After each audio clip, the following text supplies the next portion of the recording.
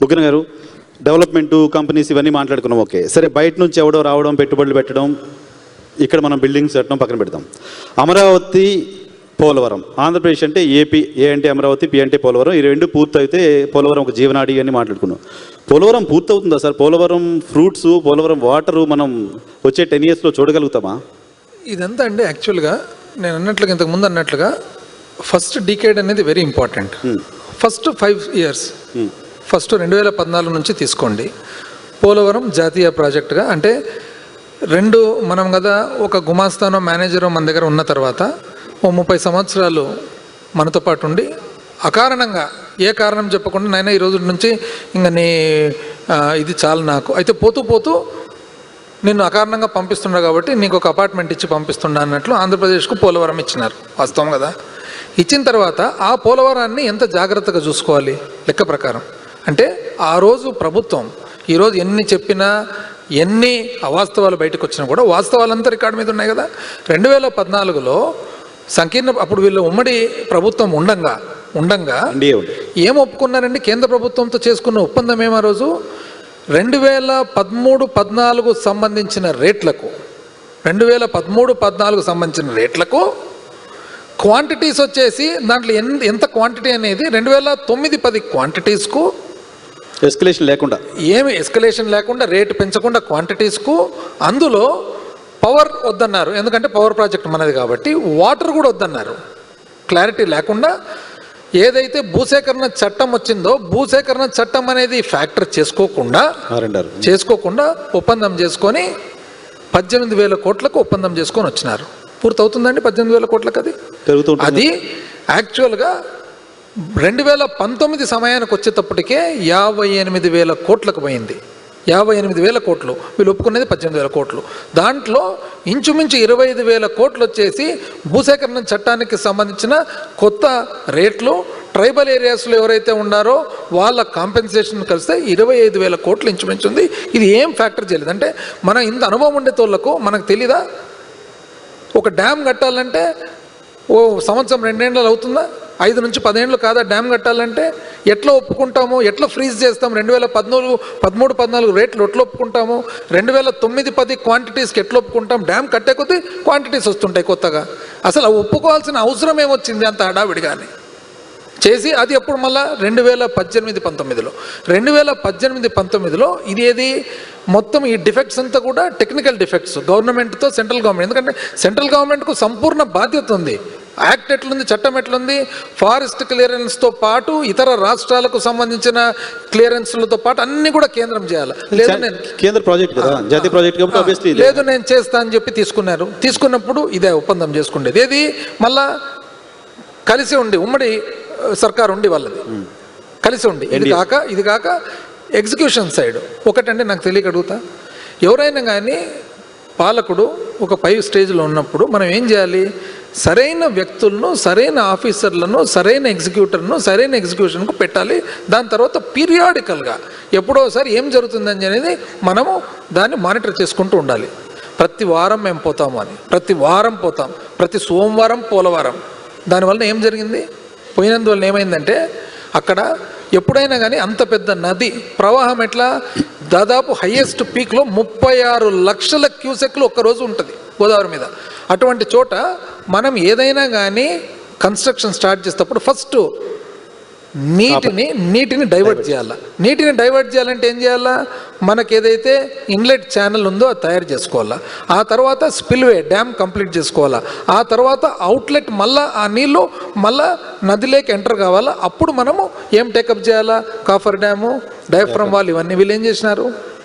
అసంపూర్తిగా 2019 ఎలక్షన్ లోపల హడావిడిగా ఏదో చేయాలనే ఉద్దేశంతో ఇన్లెట్ ఛానల్ కంప్లీట్ కాకుండా, స్పిల్వే కంప్లీట్ కాకుండా, అవుట్లెట్ ఛానల్ కంప్లీట్ కాకుండా, కాఫర్ డ్యామ్ అనేది కంప్లీట్ కాకుండా డయాఫ్రమ్ వాళ్ళు స్టార్ట్ చేసినారు. డయాఫ్రామ్ వాల్ అంటే అర్థం ఏమి?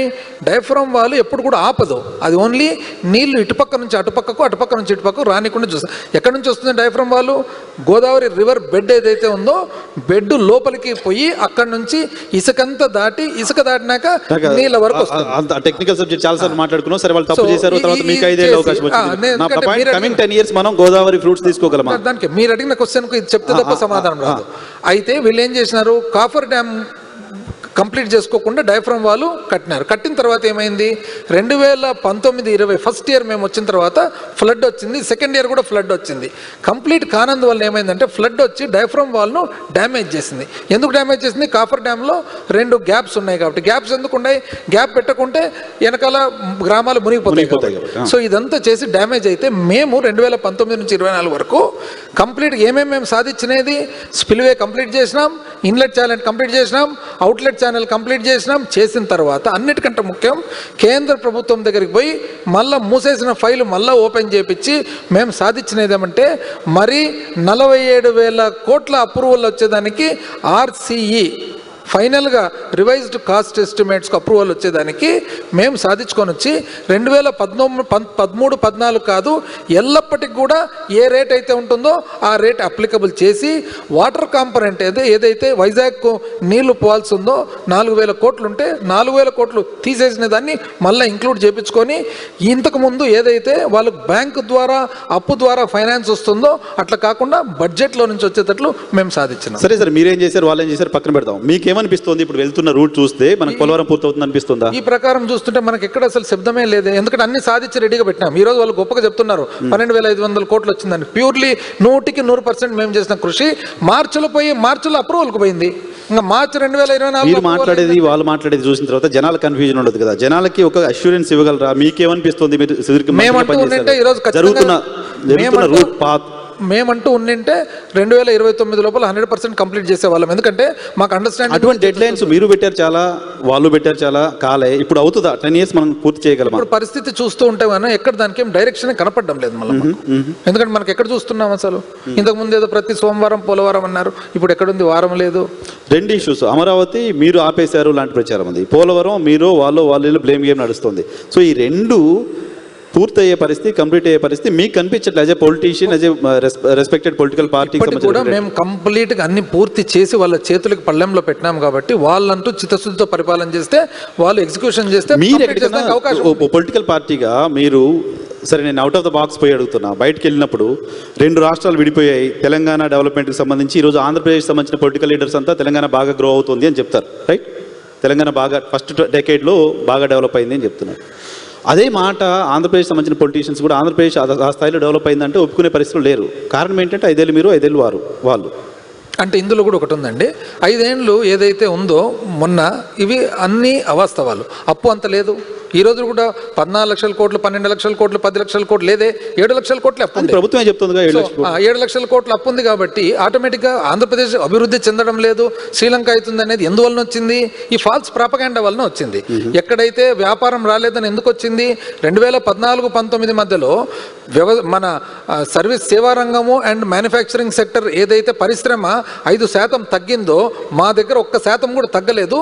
తగ్గకపోగా కోవిడ్ పెట్టుకొని కూడా కేంద్ర ప్రభుత్వం కంటే కూడా 2% ఎక్కువ సాధించింది. సో మొత్తం ప్రభుత్వ యంత్రాంగం చేసిన పని కంటే కూడా మీకు వ్యతిరేకంగా ఉండే సెక్షన్ ఆఫ్ మీడియా చేసిన క్యాంపెయిన్ డామినేట్ చేసిందా? దీన్ని కరెక్ట్గా మీకు చెప్పాలంటే వైఎన్ఆర్ గారు, ఒకసారి ఒక క్రికెట్ మ్యాచ్ జరుగుతుందంట, ఇండియాకు పాకిస్తాన్కు ప్రత్యర్థులు కదా. క్రికెట్ మ్యాచ్ జరుగుతుంటే అప్పట్లో ఇమ్రాన్ ఖాన్ కెప్టెన్గా ఉన్నాయంట. సో ఒక విలేకరి పోయి, సార్ మీరు ప్రపంచంలో అన్ని టీంలు కొట్టాలంటే మీకు ఏం కావాలి అంటే, నాకు ఒక్క కపిల్ దేవ్, ఒక గవాస్కర్ ఉంటే నేను అన్ని టీంలు కొట్టగలుగుతా అంట. తిరిగి గవాస్కర్ ఇక్కడ కెప్టెన్ అయితే అదే విలేకరు వచ్చి, మీరు ప్రపంచంలో అన్ని టీంలు కట్టాలంటే ఏం చేయాలంటే 2 పాకిస్తాన్ అంపైర్లు ఉంటే చాలు, మొత్తం ఏ టీంలన్నా కొడతా అంటే. ఇక్కడ గొప్ప సంస్థలు ఉంటే చాలు. ఎక్కడండి అప్పు ఎక్కడుంది? అందరు అప్పు ఉందని అనుకున్నారు కదా. ఈ రోజు అప్పు లేకపోగా మేము 5 సంవత్సరాలు చేసిన అప్పు 1 సంవత్సరంలో అర్థం చేసినారు. ఆ తర్వాత పరిశ్రమ రాలేదు. ఎందుకు? ఒక్క ఏది Lulu is a mall. Lulu అనే మాలు ఎందుకు బ్రహ్మాండమైన ప్రైమ్ ప్రాపర్టీ ఇస్తే నువ్వు ఏం చేస్తుండవయ్యా దాంతో, దానికంటే ఏదైనా ఒక ఐటీ సంస్థ కన్నా ఇస్తే ఒక ఉపయోగపడుతుంది కదా అని రీనెగోషియేషన్ రమ్మంటే వాళ్ళు రీనెగోషియేషన్కు రాలేదు. సో అది వెళ్ళిపోయిందని ఎక్కడ వెళ్ళిపోయిందండి? నిజం చెప్పాలంటే ఈరోజు గొప్పగా పరిశ్రమ ఆంధ్రప్రదేశ్ రాష్ట్రంలో ఎక్కడుంది? Is it not Sri City? ఎవరండి స్థాపించింది శ్రీ సిటీ? ఎవరు స్థాపించినది? ఇంతకుముందు రామకృష్ణ రెడ్డి అని చెప్పినట్లుగా పోర్ట్స్ అన్నీ వచ్చినది. పోర్ట్స్ వచ్చిన తర్వాత ఇంటర్లాండ్ నుంచి బిజినెస్ ఎవరికి పెరిగేది? ఈరోజు మనము వైజాగ్ను ఎందుకు దాన్ని ఒక బిజినెస్ హబ్గా మార్చాలనుకుంటే దాంట్లో ఇన్హెరెంట్ స్ట్రెంగ్త్ ఉంది. ఇప్పుడు ప్రతి చోట ఒక బలం ఉంటుంది. ఇప్పుడు రైస్ మిల్లర్స్ పోయి వైజాగ్ పోయి రైస్ మిల్ పెట్టమంటే ఎందుకు పెడతారు? గుంటూరులోనే పెడతారు వాళ్ళు రైస్ మిల్స్. కాటన్ మిల్లర్ పోతే ఇక్కడే పెడతారు. సో ఏ వ్యాపారం కూడా మనం పిలిస్తే రారు. వ్యాపారం ఎప్పుడు వస్తుంది? వాళ్ళకు అవకాశం ఉంటే వాళ్ళు వస్తారు తప్ప మనం ఏదో మాత్రం అవకాశాలని అట్మాస్ఫియర్ మనం క్రియేట్ చేయడంలో ఫెయిల్ అవుతున్నాం అనేది అట్మాస్ఫియర్ ఖచ్చితంగా క్రియేట్ చేయాలి. ఇప్పుడు వైజాగ్ లో సోషల్ లైఫ్ ఉంది కాబట్టి ఐటీ సెక్టర్ పోయి మీరు హైదరాబాద్కు బెంగళూరుకు ఒక ధీటైన సమాధానం చెప్పండి అంటే వైజాగ్ పోయి పెడతారు. ఎక్కడంటే అక్కడ పెట్టమంటే ఎందుకు వస్తారు? సంక్షేమ కార్యక్రమాలు అనేది గుదిబండలా మారిపోతున్నాయి. ఆ ప్రభుత్వాలకు ఇలాంటి చర్చ ఉంది. మీరు ఫైనాన్స్ మినిస్టర్ గా కూడా ఉన్నారు. సంక్షేమ కార్యక్రమాలు మీరు తెచ్చారు, సక్సెస్ఫుల్గా అమలు చేస్తామని చెప్తున్నారు.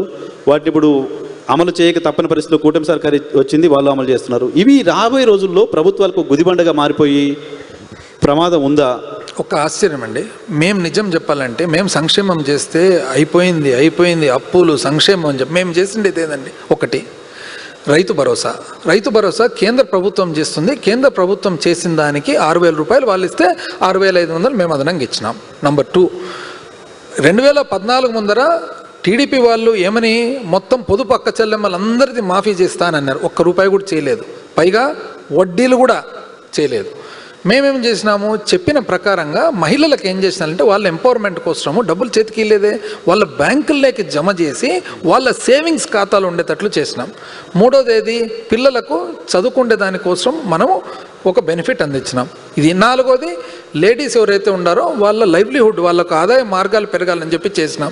సేమ్ థింగ్ తప్పు అని మేము చెప్పినంత 3 అంతలు చేసినారు. మీరు ప్రతి 3 అంతలు తీసుకున్నారు. నేను పార్టీ తీసుకోవట్లా.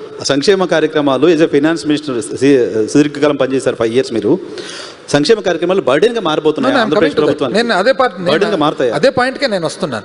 మేము ఏదైతే సంక్షేమం చెప్పినామో చేసినామో చాలా లిమిటెడ్గా ఇమ్మీడియట్గా అది మీకు ఎఫెక్ట్ కనపడేటట్లు చేసినాం. మేము ఏదైతే ఎడ్యుకేషన్ మీద ఖర్చు పెట్టినామో ఎడ్యుకేషన్ మీద it is showing result. GR పెరిగింది. సో మీరు పెట్టిన సంక్షేమానికి ఖర్చు ప్రొడక్టివ్ గా 100%. ఇప్పుడు పెడుతున్న సర్కారు ఇప్పుడు ఏదైతే సంక్షేమానికి వాళ్ళు ప్రామిస్ చేసి చేయడం లేదో వాళ్ళు బియాండ్ దేర్ కెపాసిటీ ప్రామిస్ చేసినారు. బియాండ్ మేము ఆచిచూచి ఎంత మటుకు మనకు ప్రతి ఒక్కటి వే చేసినాం అనమాట. ఈ డబ్బులు మేము పెడుతున్నాం. అందుకని మీరు గమనియండి, మా టైంలో యావరేజ్గా 10% రెవెన్యూస్ పెరిగినాయి. పెరిగింది. ఇప్పుడు ఎందుకు పెరగడం లేదు?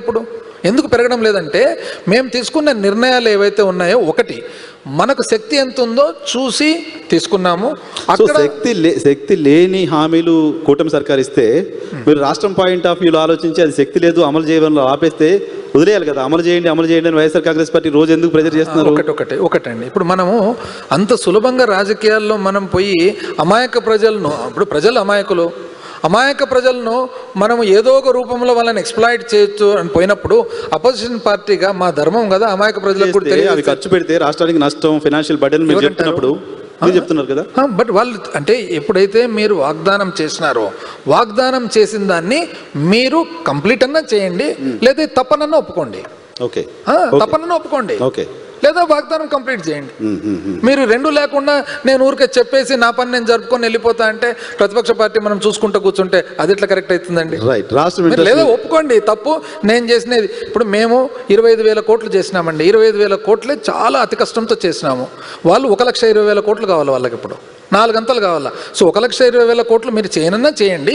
చేయలేని పక్షాన నేను చేసిన తప్పు ఇది యాక్చువల్ చేయనీకి వీలు పడదు చెప్పినారు. అక్కడక్కడ చెప్తున్నారు. ఒక ఆయన వాళ్ళ అగ్రికల్చర్ మినిస్టర్ అన్నారు కదా, ఇట్లాగిన ఆ మహిళలకు ఇట్లాగిన డబ్బులు ఇస్తే కానీ రాష్ట్రం అమ్మాల్సి వస్తుంది. మళ్ళీ ఆ రోజు తెలీదా? అంటే మీరు అనుభవజ్ఞులు కదా, మీరు అనుభవజ్ఞులు, మేధావులు. మాకంటే పరిపాలన రాదులే మీకు.